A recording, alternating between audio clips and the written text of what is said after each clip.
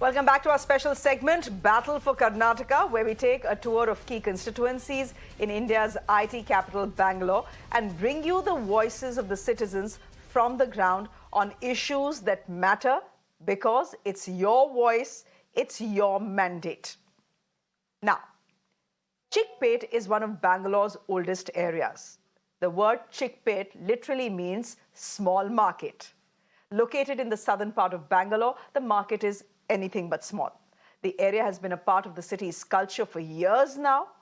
It is believed that Shivaji spent his early years with his father in a palace that is located here. Now, let's keep history aside and talk about the real essence of this place. Chickpet is a bustling commercial area and is known for its wholesale markets. Walk through the narrow lanes from clothes to vessels, you can get everything. It's a constituency dominated by Marwaris and Vaishyas and is home to the largest Marwari community in South India.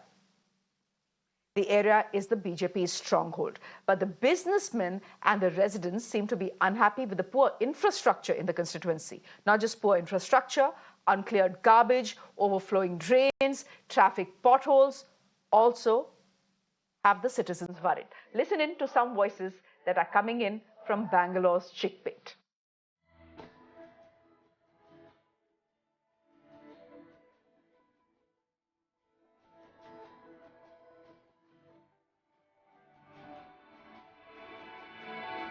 Today we are in Chickpet. It is one of the city's oldest areas, which is Bengaluru South District.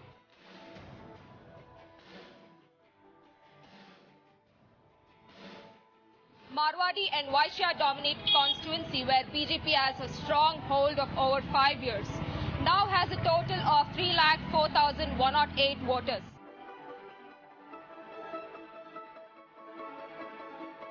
Famous for its oldest Dharmaraya temple where the famous Bengaluru Karga starts off.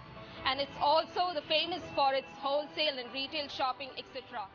Today the locality is home to the second largest Marwadi community in the South India. There are several issues which have been distressing the citizens for a long time. Poorly maintained roads, uncleared garbage, the area gets flooded completely during monsoon. So let's get the voices of the Chickpet constituency.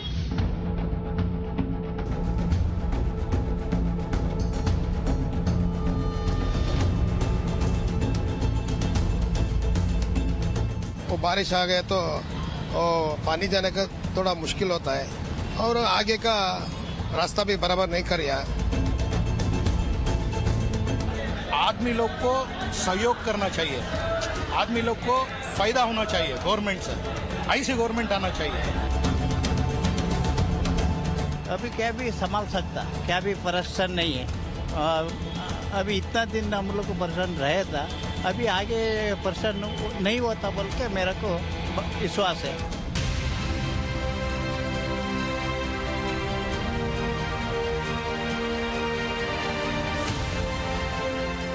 Actually, we have so many problems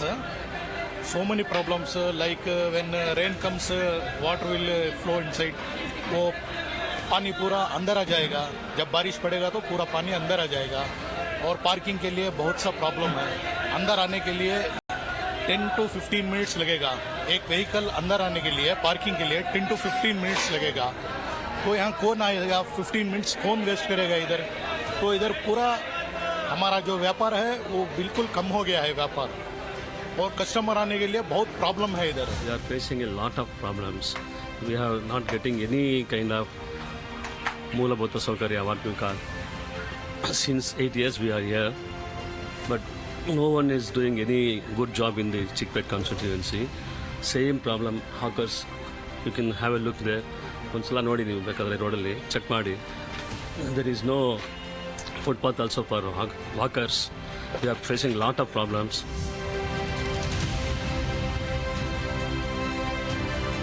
Chickpet is known as the heart of business community. Basic infrastructure is nevertheless lacking. Chickpet constituency suffers from a substandard infrastructure that does not complement its history in any way. The area carries an untidy look and feel throughout unattended garbage randomly thrown all over, waterlogging on roads due to killer potholes, ineffective drainage systems and poor traffic enforcement. This constituency was underwater when it poured during September last year, and this happens every year. यहाँ पे सरकार थोड़ा अच्छा से करना है, मगर और तो भी करना है, थोड़ा मुश्किल है। वो बारिश आ गए तो पानी जाने का थोड़ा मुश्किल होता है और आगे का रास्ता भी बराबर नहीं कर रहा। Actually, you can see our roads is very हमारा रोड पूरा खराब है. Now the election are coming, that's why they made it ready like this. Or else you could have not seen the road. And we have a festival, that's why they made it like election on Karga. They made it the road very neat and clean.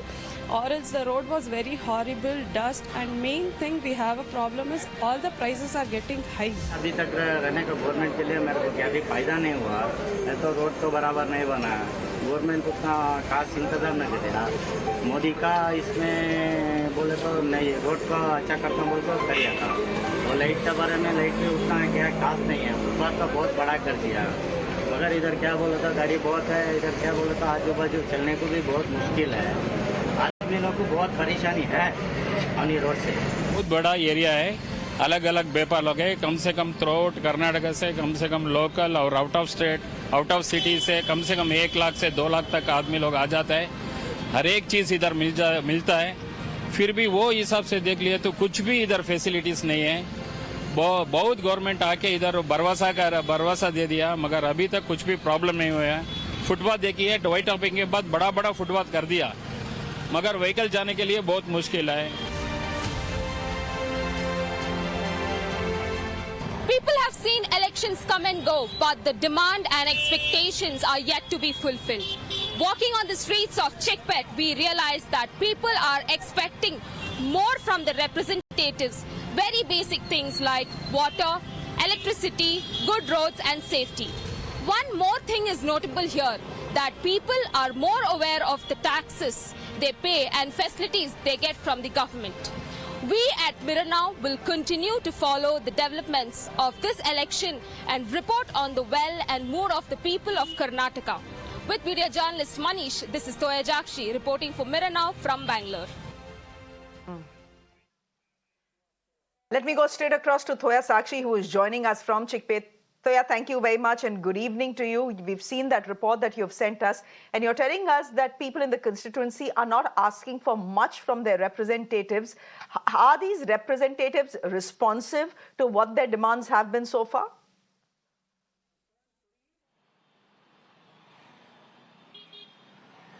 Well, Shreya, that's absolutely, that first of all, I need to give a small introduction of the Chikpet constituency. Chikpet constituency is one of the oldest areas in Bangalore. It is currently, and it is from a very long, from so many years, this constituency is being dominated by Marwadis and Vaishyas. Chikpet is one of the most busiest areas in Bangalore, and it is also famous for its wholesale and retail shopping, clothing shopping, and and also the people, when it comes to the problems that is faced by the Chikpet constituency, the people of Chikpet, we realize that they are only expecting their representatives to give basic needs like good roads, electricity, safety and water.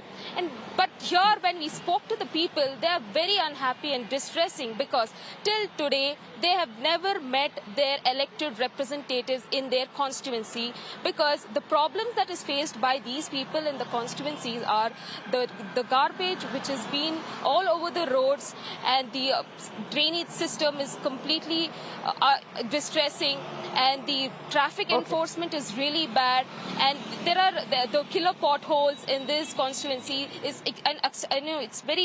it's very unexpected, and these are the problems that is faced by Chikpet constituency. Until today, none of the authorities have gone to the ground and seen the reality. Over to you. Okay. Thank you very much, Thoya Sakshi, for getting us that constituency profile from Bangalore. Thank you very much indeed. We are staying with Karnataka. There's trouble brewing for Congress leader DK Shivakumar. Now, you know this. Yesterday, he made headlines visiting a Nandini milk booth in Hassan and buying products worth some 2,500 rupees. The visit was symbolic, important considering the controversy around Amul and Nandini that has been playing out for the last 5 to 6 days now. The opposition is accusing the government of helping Amul penetrate the Karnataka market and hence displacing Nandini. The move has triggered a lot of backlash. The Congress party is using this issue to drum up support ahead of the upcoming elections. So with that idea in mind, Mr. DK Shivakumar landed up at a Nandini booth yesterday. Just look at those pictures there. He bought some products and distributed them amongst his supporters. But the Election Commission is not very happy with this photo op. They have written to the district officials asking whether DK Shivakumar's visit violated the Model Code of Conduct. For the record, this isn't the first time DKS has invited official scrutiny. Last month, he was booked for throwing money at a party event in Mandya. In this case, the Election Commission's decision will depend on the report that is submitted by the district administration.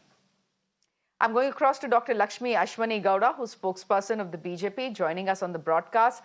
Bhavan Murthy is spokesperson of the Congress, joining us as well. And Mr. Madhavan Narayanan is a senior journalist. He's joining us as well. Mr. Narayanan, I always get you in after the politicians, so I'm going to reverse that because it's simply not fair that you hold your head through the show and then say, oh, mera sar dard ho gaya. So let me get you in first and ask you whether this is an overreaction by the Election Commission. Actually, honestly, will you enlighten me? I've been trying to do some web search. I haven't found out exactly what the Election Commission is, accusing or charging Mr. Shivakumar with. Because my common sense tells me that Shivakumar is in the opposition party and therefore he's not holding any government office to have done something out of turn after the election. He's going there as an individual customer. Second thing is, it's perfectly fine if the media chooses to focus on it, and nobody knows really what he was doing, as in, and given that Mr. Shivakumar is known to be the richest politician in Karnataka officially, I'm not sure if the amount spent on Nandini is big enough. So it's not very clear to me. Well, coming to your initial point, usually you test my patience, but let me have the last word. In any such situations where spokespersons are there. But today, it's the opposing order. And all I can say, as a sane, contemplative person, in spite of all the controversy, is that, the key point in this whole Amul versus Nandini thing is whether Amul actually has any superior technology to Nandini, because that is what Amit Shah suggested in December. And yesterday, Mr. Jayan Mehta of Amul told you in an interview. I find no such thing of extraordinary patent or anything that Amul can bring to the table for Nandini, and therefore I see them as business partners in some respects and competitors in many respects, including the biggest of them all, which is brand. It is politicized essentially because of Mr. Amit Shah's visit and to Mandya, where he inaugurated a dairy and spoke about how Amul can help Nandini, which, as I referred to you yesterday, it sounded patronizing because you cannot help a competitor unless but they say, Jayan Mehta was telling you it was to fight multinationals. But, Nandini can also quite on its own fight its multinationals and maybe help Amul do it thanks to the digital technologies present in Bangalore, which I can assure you are far superior to the ones present in Gujarat. So I found the tone lacking in equality. That is my view in a certain amount of realistic perceptions, because I've covered technology. I've spent 5 years in Bangalore. I've consumed Nandini products.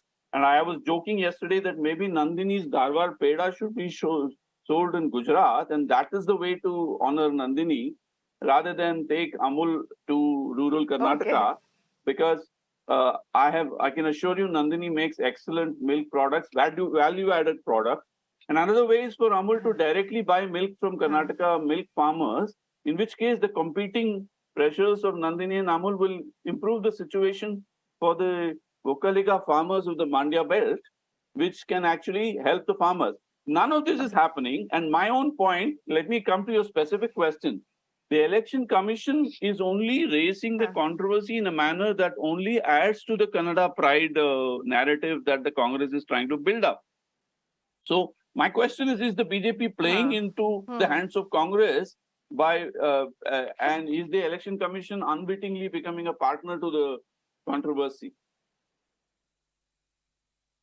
Well, the election commission, by stepping into the controversy, has, my sense is, has become an unwitting partner into the controversy, because, I mean, we've all seen the visuals, and what essentially has happened, just to clarify for our viewers, since you two weren't very sure of what the election commission has done, well, what reports are suggesting is that the election commission has now asked the district administration in Hassan to see if the model code of conduct was violated when Mr. DK Shivakumar visited the Nandini booth and spent 2,500 rupees there. I don't think any model code of conduct was, was violated there. But anyhow, since the election commission has put that query to the district administration, it is what it is, as they say.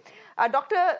Lakshmi Ashwin, I want to ask you this: Are you playing into the Congress's, Congress's cleverly crafted narrative, pride of India versus pride of Karnataka here? I mean, the Congress can keep saying what they are saying, but the fact is there are a couple of things that are very clear to all of us. First things first, under no circumstances can Amul compete with Nandini in Karnataka, given that Nandini is the cheapest packaged milk in this country. So price-wise, they cannot in any case compete. Secondly, and very importantly, Amul itself is saying that we are not competing in the open market. We are not competing in the market for fresh milk. Our products will be available in Bangalore only via e-commerce. My point is, by reacting to what the Congress is saying and doing, and what Mr. DK Shivakumar is saying and doing, well, you're playing into their hands. One thing I must say about the attitude of the Congress and the KPCC president is the parochial nationalism. He has jeopardized his national interest over the parochial national interest, parochial regional interest. And one thing I must say about him is the disillusioned, disheartened person who has lost confidence in the upcoming assembly elections, doesn't have any substance to fight against, and doesn't have any substance to do the positive campaigning to bring the party to the power. It doesn't have anything to complain. Now, he hasn't understood the fact that Amul has entered Karnataka 20 years back. Amul products have been existing in Karnataka since 20 years. They couldn't even compete with our regional brand Nandini. Now they don't have any issues. And this business model is win-win situation for both the cooperative farmer organizations. Now it has worked very well with other things also in Karnataka.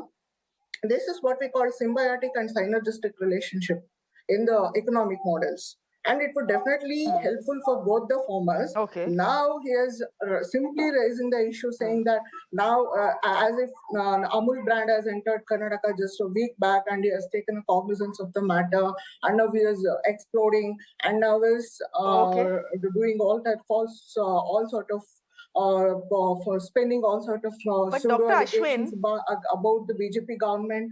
Now, KMF itself has cleared the hair, saying that it wouldn't be merging with the Amul, whatever might be the reason, whatever might be the circumstances, and we wouldn't be getting such kind of circumstances. It will be coexisting with a Nandini brand, in addition to 8 to 10 other brands. They are also existing in Karnataka, not just Amul. They have penetrated Karnataka. Dr. Ashwin, we are completely aware of that. My question to you is, I agree with your point of this parochial politics over Amul. I completely agree with your point there. My question is that if the BJP has a problem with this parochial politics, like any reasonable citizen should, why is it that on a meeting on Sunday in a BJP huddle, BJP netas in Karnataka wanted Amul to delay its entry into the Bangalore market? Now, a few minutes before coming into the show, I spoke to the Amul MD again over the phone line, and he's telling me so far Amul's entry into the Bangalore market is on track. But the fact is that in your own meeting in Bangalore, your netas have approached central ministers to say if Amul's entry can be delayed into Bangalore and delayed post the elections, I mean, if they can come and post the elections, that will be good. Point is, if you have a problem with parochial politics, why are you giving into what the Congress is doing and saying? Of course, we have not believed in the false propaganda that has been spent by the Congress and its chief persons. And what we have done, I think I'm not sure about it, that they have stalled the entry of Amul products or they've delayed the entry of Amul products. But this win-win model, this win-win economic model, symbiotic synergistic economic models have been working very well with Nandini and working very well in Karnataka, and they're going to do well also. What is our point is to make sure the electorate of Karnataka saying that it wouldn't be of any problem to them, not in the near future, and also in the long term. We are going to have the long-term benefits on this. The charge against the Congress party is drumming up a non-issue into headlines. That is the charge against you, that you are spreading misinformation about Amul. This election. They don't have any issues to fight for this election. They don't have any issues apart from what? No, they have many issues. I thought the Congress in Karnataka had many issues, Bhavya. For example, corruption. Wasn't that your number one issue? Where did this Amul milk suddenly come in from? Yes, Bhavya, go ahead, please. Amul and Nandini, the row between these two companies. Nandini is a homegrown brand. This is the pride of Karnataka. More importantly, it's about our self-respect. Here, 26 lakh farmers and their families, their livelihood depends on KMF, Karnataka Milk Federation, of which Nandini is a brand. Nandini, when it comes to the current BJP government, there was a bank which was homegrown, Vijaya Bank, which was subsumed by a Gujarati bank, Bank of Baroda. And then coming to our ports and airports, it's been sold to Adani. Now, for a Gujarati brand, Amul, to come here and try to subsume or dominate over our own homegrown brand, this is not acceptable. We are not using this as an election issue. We understand the emotions of Karnataka people and we will always stand by them. And this is more importantly, the life and livelihood of 26 lakh farmers, one. And like the BJP spokesperson said, we have a lot of issues and we don't even have to expose. You're exposing yourself with these scams, whether it is 40% scam or the PSI scam, which the investigation has just halted after arresting an ADGP level officer in your government. The investigation has been halted because the names will come out. Please help me understand this very parochial view that the Congress is bringing to the table. Bhavya, please help me understand this very parochial view that the Congress is bringing to this table. Bhavya, sun lo. Listen to my question. Just because Amul is a Gujarati brand, or is a brand based it's a brand based out of Gujarat, does it mean it cannot enter Karnataka? No. This is not. We live in a free country where our markets are free and any brand can enter any market in this country. In Karnataka, I gave this example because this is a plot. This is a plot of the central government against the regional grown, when it comes to language or anything regional, they're always against federalism. And if this was just a private company, we wouldn't have cared. This is a federation. This is a cooperative society. But 26 lakh farmers are involved. So we, as an opposition, it's our duty to be their voice. And if we were in the... But Amul is also a cooperative society run by farmers in Gujarat. Yeah, but the fact is that Amul is also a cooperative society run by farmers in Gujarat. Are you telling me that farmers of Gujarat are out there to come and harm the farmers of Karnataka? I'm just telling you the plot. The plot against Karnataka. Where a bank was subsumed, and then the ports and airports, and now this. We are totally against this. And to use this, we don't have to use this for the vote. Because we already have all these scams that BJP is involved in. 40% scam, PSI scam. We have a whole lot, and worst, they are utter failure when it comes to development projects. The president of BJP, Karnataka President Nalin Kumar Patil, he literally says, stop asking questions about development and democracy and start asking questions about love jihad. This is their governance. We have a lot, and Karnataka people, they understand. They first always give importance to development. They gave a chance to BJP last time. In fact, they did. They didn't even give chance. They bought the MLAs, they formed the government, whatever it is, through horse trading, kept aside. Karnataka people, they understand how important development is for the state and their lives and livelihood. They're not going to fall for all this. But when it comes to Nandini, okay, Madhavan Narayanan, I find one thing very interesting. All right, Bhavya. Again, let me get in Madhavan Narayanan here. Madhavan Narayanan, I find one thing extremely interesting. The elections are upon us in Karnataka, and the biggest weapon that the Congress party has against the BJP, I would assume, is corruption. Given that, there are observations by the courts, there's that 40%, there's that entire Paytm CM campaign, there's the 40% cut money charges, etc., etc. One would have thought that the biggest weapon that the Congress party has against the BJP right now is corruption. Why are they deviating from that theme song to something, frankly, which is a non-issue? Actually, it's a very good question, Shreya, but I have a very esoteric answer based on very deep, I am researching politics at a level where all conventional logic of the kind that you're using doesn't seem valid, but it works in elections. If you look at the history, before that, let me joke a bit to what Bhavya said. You should be glad, Bhavya, that the politics has shifted from horse trading to cow's milk. At least it's a better sort of a scenario for the Congress. Having said that, let me say that, pride is a very important part in politics, especially when it comes to cultural pride. Tamil Nadu has had its anti-Hindi agitation, and Karnataka has had its own share. If you look at N.T. Ramarao came into power after Rajiv Gandhi pulled up with Minister Anjaya in the airport and on a Telugu pride platform. So every culture has a pride. In fact, after all, Mr. Amit Shah and Narendra Modi should know about it, because when it comes to their own Gujarat and Uttar Pradesh, a lot of traditional pride is used, which is why Allahabad's name is changed to Prayagraj, which is why certain elements are invoked in their politics. So if you can have pride based on religion in one state, another state will have pride based on region or language.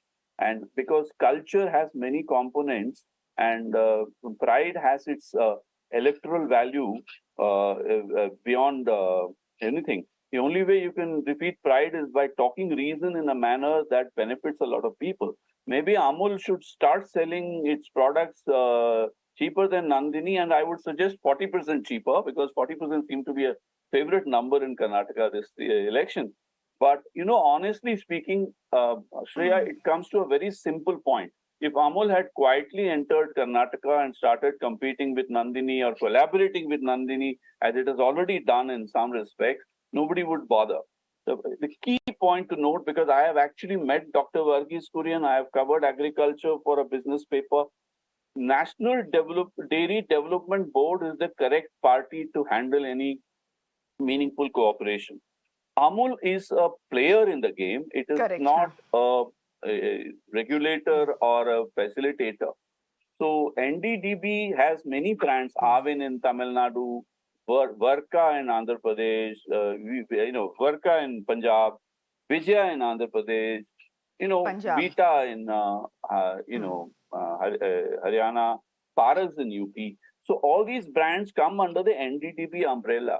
So therefore, when Amul suddenly enters Nandini's territory and being a competitor acts in a patronizing manner, it sounds like, if I may use another analogy, it's like stalking someone with the idea of building a relationship they may not want, So this is where I think the Congress has obviously used this. There's one small element I want to add this, Shreya, which is that real politics lies in the good old Karnataka issue of the Vokaliga versus Lingayat social rivalry. Because BJP is tilting towards Lingayats, and the farmers' belt is heavily Vokaliga oriented in the Mandya region. Therefore, to use your favorite Hindi expressions which you lapse into, Shreya, this is Sone Pe Suhaga for DK Shivakumar, who is a chief ministerial aspirant. He is a Vokaliga.